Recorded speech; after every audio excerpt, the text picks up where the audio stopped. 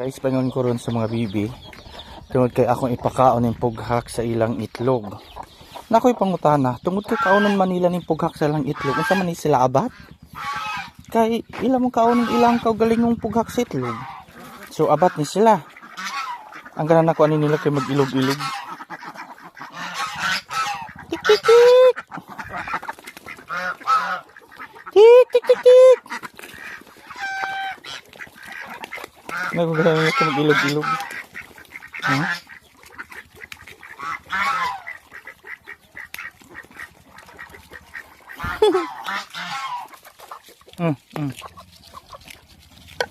Ah. Asa mo sa? Itong malay kuan. Ito na. Kana.